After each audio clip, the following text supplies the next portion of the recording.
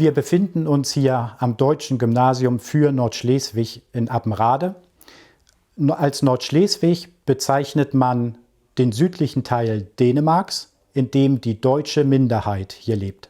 Es gibt noch ein Südschleswig, da lebt die dänische Minderheit in Deutschland. Diese Grenze wurde 1920 nach einer Volksabstimmung gezogen. Es ist nicht die Geburt der Minderheit, weil die Leute haben ja schon vor dieser Grenzziehung hier gelebt. Es ist nur so, wenn ich mich mal als Nordschleswiger fühle, dann ist es so, dass ich nach wie vor mit meinen selben Nachbarn zusammenlebe, aber ich lebe jetzt nicht mehr in Deutschland, sondern ich lebe in Dänemark. Das heißt, mein Umfeld hat sich nicht geändert, aber der Staat, zu dem ich gehöre, der hat sich auf einmal geändert. Diese Minderheiten, die wollen natürlich das, was sie wichtig finden, wollen sie an ihre Jugendlichen, an ihre Nachfolger weitergeben. Und sowas tut man in einer Schule. Und deshalb möchte man natürlich auch in Dänemark hier ein deutsches Schulsystem haben. Und das sind wir. Das erste deutsche Gymnasium ist 1927 gegründet worden. Es hat dann bis 1945 Abiturienten hervorgebracht. Dann kam der Krieg dazwischen, der verlorene Krieg. Der hat dazu geführt, dass das Gymnasium geschlossen wurde, dass es enteignet wurde. 1959 hat sich dann ein neuer Verein gegründet, der das deutsche Gymnasium, das wir jetzt sind, hervorgebracht hat. Zwischen 1959 und 1964 hat man in anderen Räumen gelernt, gelehrt und gearbeitet. Und 1964 wurde dann das Gebäude, in dem wir uns jetzt befinden, bezugsfertig übernommen. Wir haben inzwischen in den letzten 60 Jahren über 1000 Abiturienten hervorgebracht.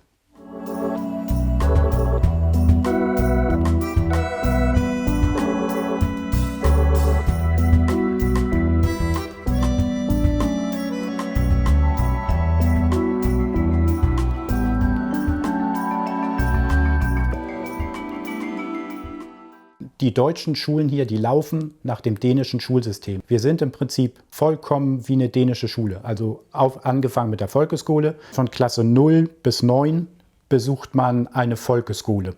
Nach der 9. Klasse kommt auf jeden Fall ein Schulwechsel. Da kommt ein Bruch im Leben eines Schülers. Die 10. Klasse ist in Dänemark freiwillig. Und dann haben wir eben auch ein deutsches Gymnasium. Und es läuft alles nach dänischen Gesetzen, nach dänischen Lehrplänen, nur dass alles auf Deutsch passiert. Die Schüler können bei uns eine Abiturprüfung im Fach Deutsch machen. Die wird dann vom schleswig-holsteinischen Ministerium abgenommen, ist ja auch eine Abiturprüfung schließlich.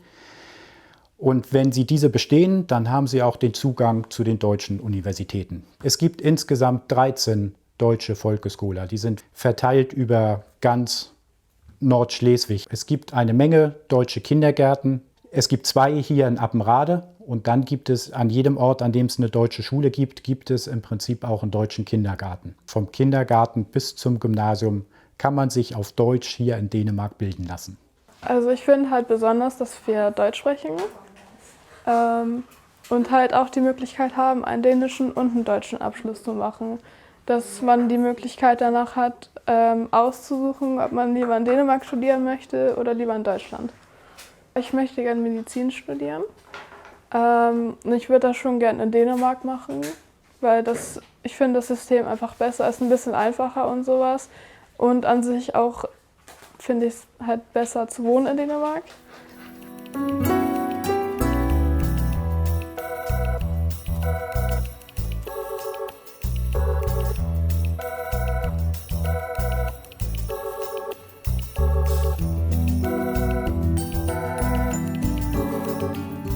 Die Schule ist für jedermann zugänglich. Voraussetzung ist natürlich, dass man Deutsch spricht und dass man gewillt ist, Deutsch zu lernen. Man muss nicht perfekt sein im Deutschen, aber man muss natürlich in der Lage sein, dem Unterricht auf Deutsch zu folgen und man muss eben auch bereit sein, seine deutsche Sprache anzuwenden. Ansonsten haben wir Schüler, die kommen von der Mehrheitsbevölkerung aus Deutschland. Wir haben zum Beispiel viele Schüler, die kommen von den Inseln Amrum, Föhr, Sylt. Unser Vorteil ist, dass wir noch ein Internat an die Schule angeschlossen haben. Und diese Schüler, gerade aus Amrum, die brauchen natürlich ein Internat. Dann haben wir Schüler, die kommen von der dänischen Minderheit aus Deutschland. Wir haben selbstverständlich Schüler, die kommen von der deutschen Minderheit hier in Dänemark. Und wir haben auch wenige Schüler, die kommen rein dänischen Hintergrund zu uns. Nach einer Umfrage haben 30% unserer Schüler einen nordschleswigschen Hintergrund. Das heißt, sie haben Wurzeln in Nordschleswig. Wenn Minderheit und Mehrheit die Schule besuchen, erzeugt man natürlich gegenseitiges Verständnis, weil man lernt sich kennen, man lernt die kulturellen Eigenarten, die kulturellen Eigenschaften kennen und man erzeugt Toleranz. Und als ein Vorteil für die Schule ist, dass man sich aus beiden Kulturen das Beste aussuchen kann und kombinieren.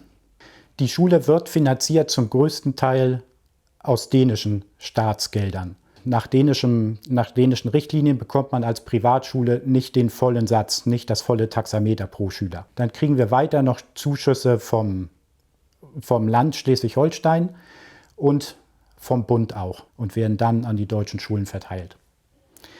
Schulgeld zahlen die Schüler bei uns nicht. Und deshalb ist eben auch unser Verständnis, dass wir die öffentliche Schule für die Minderheit eben sind. Besonders finde ich das dänische Schulsystem hier. Also es ist ja eine deutsche Schule, aber sie handelt mit dem dänischen System und ich finde das dänische Schulsystem einfach besser als das deutsche.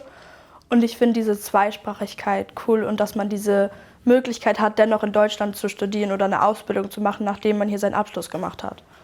Ich bin Dänin oder Nordschleswiger. Ich komme hier aus der Gegend seit Generationen. Der größte Teil von meiner Familie gehört der dänischen Mehrheit, aber ich habe auch Teile von meiner Familie auf meiner Mutterseite, die zu der deutschen Minderheit gehört. Das, was anders ist hier, ist, dass wir, denke ich so ganz kurz, dass es ist mehr vielfältig, viel mehr kulturelle Vielfältigkeit. Vielleicht ist es auch höher zum Dachboden, wie man auf Dänisch sagt, weil hier ist eigentlich eine größere Toleranz, denke ich, gegenüber, dass man alle verschiedene Hintergründe haben, auch kulturelle Hintergründe.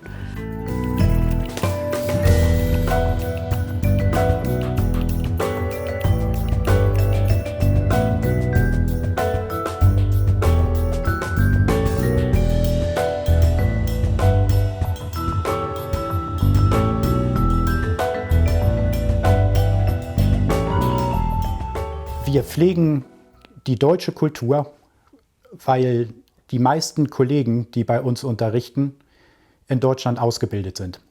Und sie sind im Prinzip deutsch. Die meisten sind auch in Deutschland sozialisiert, das heißt in Deutschland aufgewachsen und bringen deshalb die deutsche Kultur mit in die Schule. Die dänische Kultur, die haben wir natürlich, weil wir hier in Dänemark platziert sind. Wir freuen uns gerade über die Schüler, die aus Deutschland kommen, auch weil sie eben ein Stück frische deutsche Kultur mitbringen. Es ist also nicht so, dass man in seiner Minderheit hier abgeschlossen ist und nicht mitkriegt, was sich ja auch in Deutschland entwickelt. In der Jugendkultur vor allem, auch in der Sprache. Deshalb sind wir froh, dass wir eben Zustrom kriegen von frischer deutscher Kultur hier in unsere Schule. Und das gilt eben für neue Kollegen, die kommen, und das gilt genauso für neue Schüler, die kommen. Die Minderheit bietet eine ganze Reihe von Aktivitäten für Jugendliche. Es gibt einen Jugendverband, der unendlich viele Aktivitäten auf die Beine stellt. Es gibt auch eine Jugendbildungsstätte, den Bildungshof Knivsberg. Die bieten auch eine Reihe von Aktivitäten an. Es gibt Rudervereine und Sportvereine. Auch wir als Gymnasium versuchen, Dinge für die Minderheit auf die Beine zu stellen. Unsere Aula wird von der Minderheit häufig genutzt für kulturelle Veranstaltungen, Konzerte, Versammlungen und sonst etwas. Und deshalb versteht sich das Gymnasium schon als ein Kristallisationspunkt in der Minderheit. Ein gelungenes Projekt mit Minderheitenbezug ist unser Botschafterprojekt. In diesem Projekt, da bilden wir Schüler aus, die wir dann losschicken, um von der Minderheit und von dem Leben in der Minderheit zu berichten. Die reisen an andere Schulen, zu anderen Veranstaltungen. Sie haben auch Kontakt zu Politikern. Und in dieser Ausbildung, da machen wir ihnen ihre Identität als Minderheitenjugendlicher bewusst. Die Frage ist also, wer bin ich eigentlich und was unterscheidet mich von denen, die in der Mehrheitsbevölkerung hier leben. Und dieses Projekt hat ganz viel Erfolg, weil die Jugendlichen sich eben mit ihrer Identität beschäftigen und natürlich auch, weil sie es üben, Vorträge vor anderen Leuten zu halten, weil sie es lernen, über sich selbst zu berichten, über ihre Identität zu berichten und das eben vor anderen Leuten. Und das stärkt das Selbstbewusstsein. Darüber hinaus ist es natürlich, dass für die Minderheit Werbung gemacht wird, beziehungsweise dass von der Minderheit eben erzählt wird, dass die Minderheit eben nach außen dringt.